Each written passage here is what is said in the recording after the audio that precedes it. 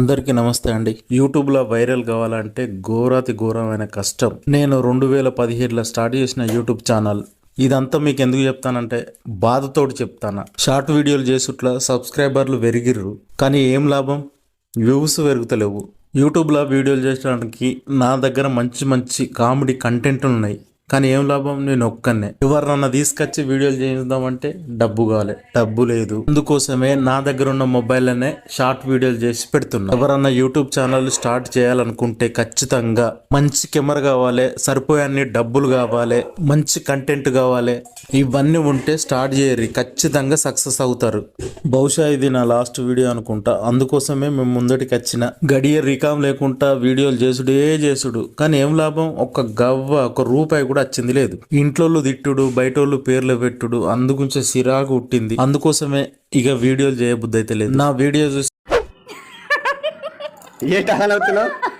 మన వీధి చివరన కాయగూరల వెంకట్రావు ఉన్నాడు కదండి, ఎప్పుడు పుచ్చిపోయిన అమ్ముతుంటాడు ఆడా. ఏమైంది? ఈ రోజు నేను యదవని చేసేసాను. అవునా? ఎలాగా? ఆడి దగ్గర 100 రూపాయలు కాయగూరలు కొని ఆడి ముందు చెత్తకుండీలో పంపించాను.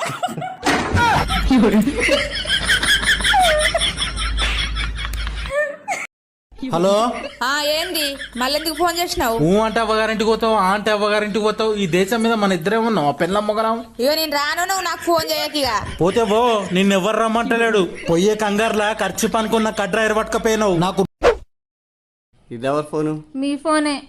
ఇలా పగిలిపోయింది? నేను ఒక యాప్ ఎక్కించానండి, పగిలిపోయింది. యాప్ ఎక్కిస్తే పగిలిపోయిందా? అంటే నేను బరువు ఎంత ఉన్నానో చూసుకుందామని ఒక యాప్ ఎక్కించాను. ఫోన్ కింద పెట్టి దాని పైకి ఎక్కాను, ఫోన్ పగిలిపోయిందండి.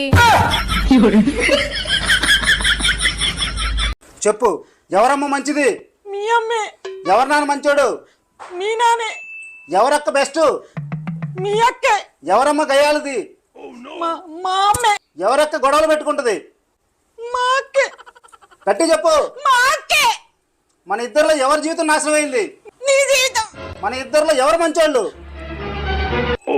మీరే మంచాళ్ళు. మన ఇద్దరిలో ఎవరు భయపడతారు? నేనే. ఇంట్లో ఎవరు వంటలు చేయాలి?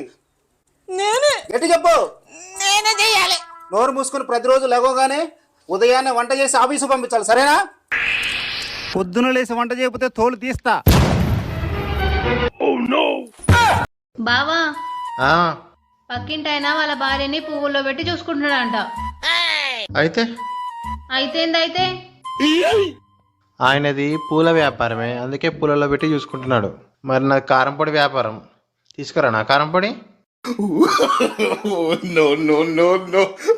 దేవుడా చికెన్ ఉండాలి, దేవుడా ప్లీజ్, దేవుడా చికెన్ ఉండాలి, దేవుడా ప్లీజ్. అన్నా ఇంకోటి ఇస్తావా? ఎవరు?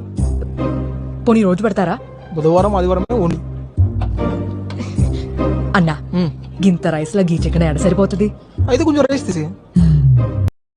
చికెన్ ఉడికిందా? ఉడికింది, తిందుదా? మిడకాయ, గుండెకాయ, తోడై కొద్దిగా కార్య ముక్క కూడా తొడ గుండకాయ అన్ని నీకే వేసినాక గిల్లే ఉంటాయి. మరి రాదన్నా, నీ ఇంట్లోకి లేచినట్టు చేస్తాను.